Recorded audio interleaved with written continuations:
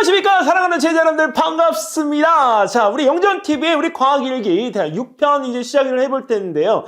오늘은 다른 게 아니라 우리 정말 해보고 싶었던 거 순위 매기는 거를 좀 해보고 싶었거든요. 근데 이 순위 매기기에서 우리가 정말 오래 사는 동물들의 순위 한번 매겨볼 필요가 있더라고요. 우리 제일 오래 사는 동물 중에 하나가 무엇인지 알고 계시죠? 오, 맞아요. 거북이. 근데 이 거북이보다 더 오래 사는 게 또 상어더라고요.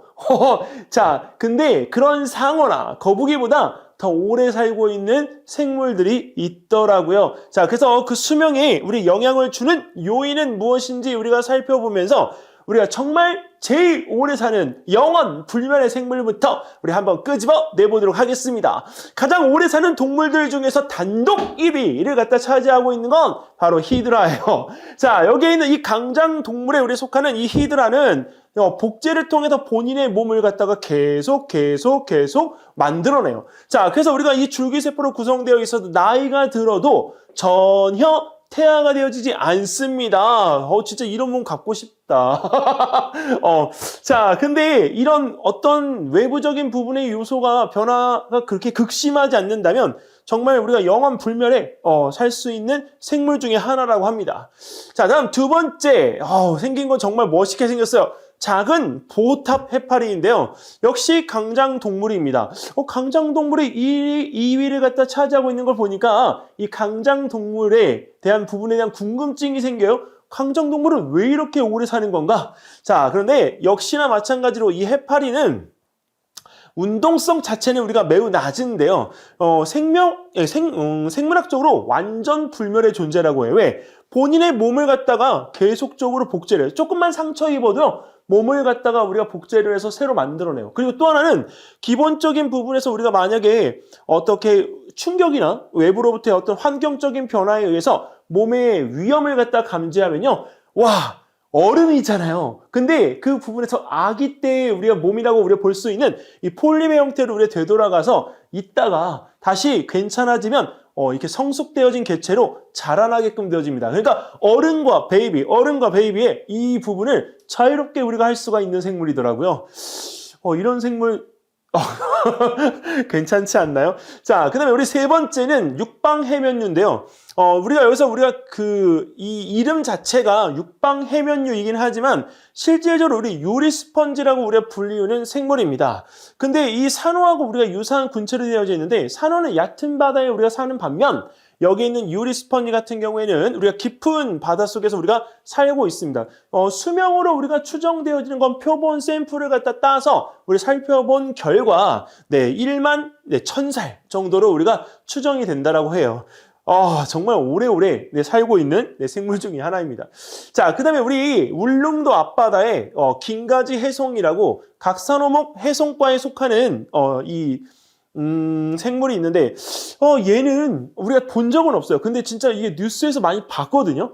근데 이 해송과에 우리 속하는 이 식물 자체가 천연기념물로 2005년도에 지정이 됐습니다. 자, 그런데 이 심해산호라고 하는 이 부분에 대한 거는 우리가 익숙치가 않아요. 근데 이 심해에 살고 있는 산호의 종류들의 종 자체가 매우 오래 살더라고요. 사는 그 시간을 나이로 계산했을 때 자그마치 4265살이나 된다라고 합니다.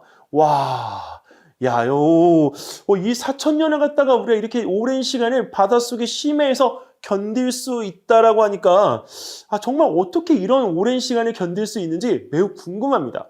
자, 그 다음에 우리가 가장 오래 사는 동물들 중에서 또 북대서양 대합조개가 있는데 우리가 코호그라는 이 대합조개입니다. 근데 이 대합조개들의 우리 나이는 여기 있는 이 부분의 껍데기의 무늬를 갖다가 분석해서 우리가 안다라고 하는데 이 코호그의 나이가 보통 우리 405년에서 410살까지로 우리가 추정을 하고 있습니다. 400년 이상을 갖다가 우리가 조개가 살 수 있다라고 하는 것도 매우 호기심 많은 일이긴 하지만 그 부분에 대한 나이를 갖다가 추정을 할 때 껍데기에 나 있는 이 무늬를 보고서 안다라고 하니까 그게 더 우리가 신기해요. 이런 부분에 대한 분석들을 갖다가 우리가 할 수 있는 방법들을 배운다면 우리 바닷가에서 우리가 줍는 이 조개들에 대한 이 부분들의 나이도 추정해 볼 수 있지 않을까요?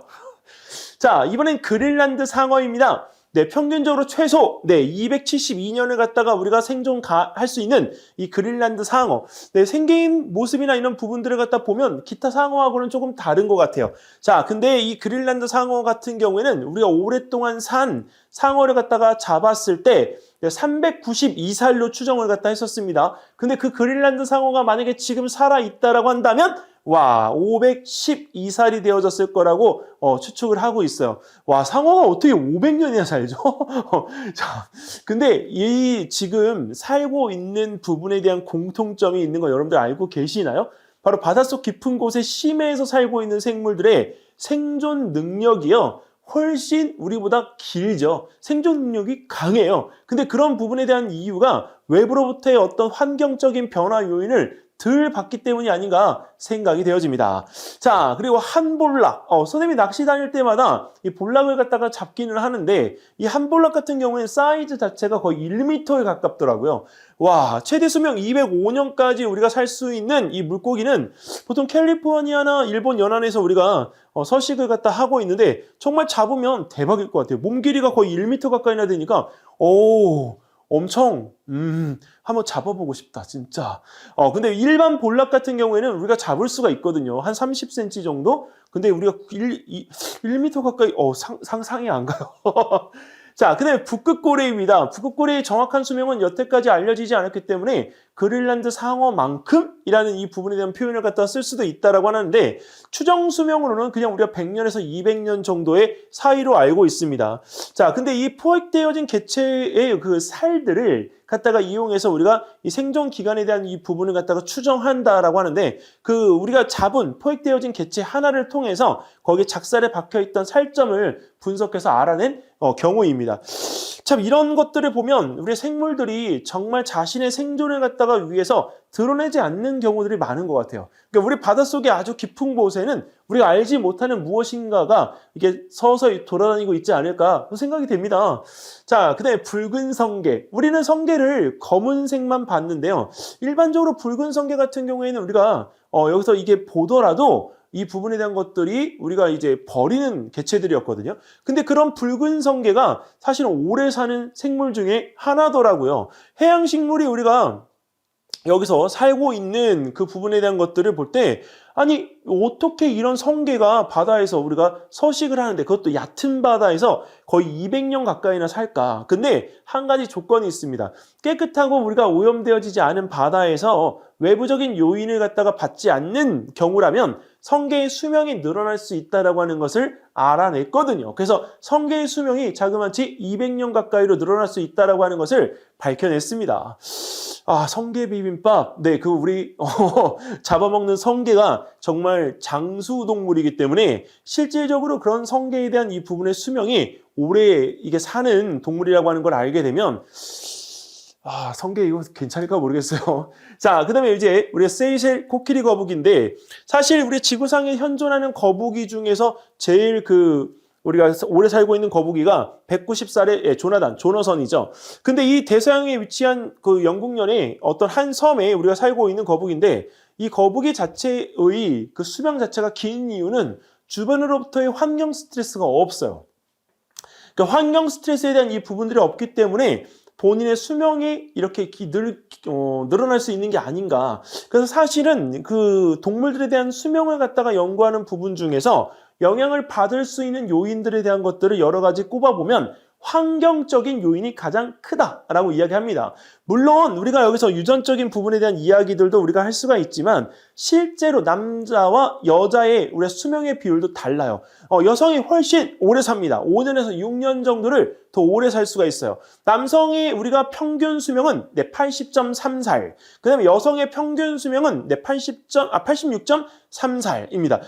기대 수명이 우리가 1970년도부터 우리가 점차 높아져서 1970년도에 우리 남자가 58살이라는 평균 수명을 가졌었는데 지금은 80년이 돼요. 그러니까 우리가 한 20년 정도가 다 늘어나게끔 되어진 거죠. 의학기술의 발달과 먹는 것에 대한 이 발달로 인해서 실제 사람의 수명이 늘어났습니다. 앞으로 만약에 평균 수명이 100년 가까이 된다라고 한다면 앞으로 어떤 미래가 그려질지 더 궁금하네요. 자, 그렇다면 수명을 결정짓는 요소가 무엇인지 말해주세요. 이렇게 물어보면 수명에 영향을 주는 요소 진짜 너무 많아요. 그래서 우리가 이 부분에 대한 것들을 한 번에 다 이야기할 수가 없습니다. 근데 더 재밌는 건 그거를 갖다가 정확하게 어느 하나를 딱 꼬집어가지고 이야기할 수가 없다는 거죠. 그래서 우리가 기대 수명에 대한 부분을 갖다 늘릴 수 있게끔 우리가 무엇인가를 찾아보려고 하면 정말 이거다라고 찾을 수가 없는 이유이기도 한 거죠. 자, 그렇다면 우리가 그 요인에 대한 부분들을 갖다가 이렇게 표로 한번 정리를 해보면 유전학적으로 말이죠. 유전적인 구성이나 그다음에 의료적에 대한 접근에 대한 부분들이 쉬운지 그리고 건강한 체중을 갖다 유지할 수 있는지 그 부분이 관건이더라고요. 저 같은 경우는 살을 빼면 매우 좋죠. 내 몸무게 100kg. 근데 100kg에서 우리가 빠지지 않아요. 왜? 이 적정 체중을 유지를 하고 있거든요.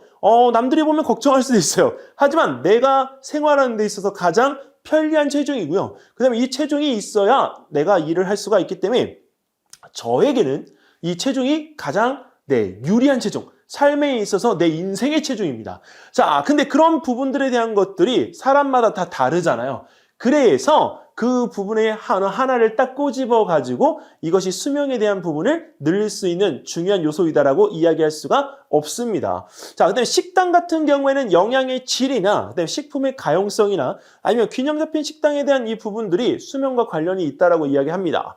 자, 그리고 환경 조건도 서식지에 대한 안전이나 아니면 오염도 그다음에 또 스트레스에 대한 어떤 부분이 어떻게 관리가 되어지고 있는지 스트레스가 너무 많은 환경이면 진짜 살 수가 없을 것 같아요. 그러니까 스트레스가 거의 없는 환경에서 우리가 수명을 유지하는 것이 훨씬 유리하다는 거 잊지 마시기 바라겠습니다. 그래서 수명을 연장하기 위한 유전적인 잠재력을 극대화하려면 생활 방식에 대한 이 부분을 갖다 선택하는 것이 매우 중요하다라고 모든 전문가가 다 이야기를 하고 있습니다. 자, 우리 오래 살려면 우리의 삶을 갖다가 우리가 유지하기 위한 생활 방식, 생활의 패턴을 바꿔야 한다는 것 꼭 잊지 마시기 바라겠습니다. 자, 그럼 이런 지식 우리 어디에 쓸 수 있을까요? 이런 지식 어디에 쓸 수 있을까 정말 고민을 많이 해봤는데 여기서 그래도 오래 사는 동안 내 피부들, 미용들 우리 또 하기 위해서 하는 것들이 있잖아요. 어머님들은 아시죠? 리프팅. 자, 근데 그런 탄력을 갖다가 주기 위한 하나의 수단으로 우리가 재생이 가능한 동물들에 대한 연구가 정말 많이 되고 있습니다. 그 중에 하나가 재생의 왕, 바로 우리 플라나리아입니다. 이런 플라나리아의 우리 줄기세포를 갖다가 이용해서 우리 몸에 만약에 바르게끔 되어진다면 우리의 손상되어진 피부나 주름지어진 피부들이 리프팅, 탄력이 좋아져서 원래 탱탱한 이런 피부들로 우리가 바뀔 수 있잖아요. 어머님들이 달팽이 크림을 갖다 바르는 것처럼. 자, 그래서 이런 동물들에 대한 특징을 갖다가 활용해서 우리의 생활에도 적용할 수도 있고요. 그 다음에 식습관에 대한 중요성을 갖다가 깨닫는다면 지금부터 먹는 것들이 바뀔 수 있죠. 저도 라면 좋아해요. 면 완전 좋아하거든요. 제가 좋아하는 것 중에 오뎅 진짜 좋아요. 이 오뎅 같은 몸을. 근데 중요한 거는 그런 식습관에 대한 부분에 변화를 가져오면요. 아무래도 그렇죠. 스트레스 관리와 먹는 것에 대한 관리로 이런 생활 패턴에 대한 부분들이 바뀌면서 건강한 삶, 지금보다 조금 더 건강한 삶을 유지할 수가 있을 겁니다. 자, 그러면 어머님, 제가 오늘은 다른 문제가 아니고요. 자, 여기서 문제를 가볍게 한번 내볼게요.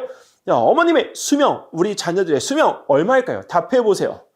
네, 살고 싶은 수명을 이야기하시면 됩니다. 여기에 답은 없겠지만 여기는 이 부분에서 이 수명에 대한 부분을 채워보세요. 그래서 그 수명까지 오래 사시기를 바라는 마음으로 오늘 강의 마무리 짓도록 하겠습니다. 자, 과학일기 6편 여기서 마무리 짓고요. 다음번 7편에서 또 재밌는 이야기로 돌아오도록 하겠습니다. 감사합니다.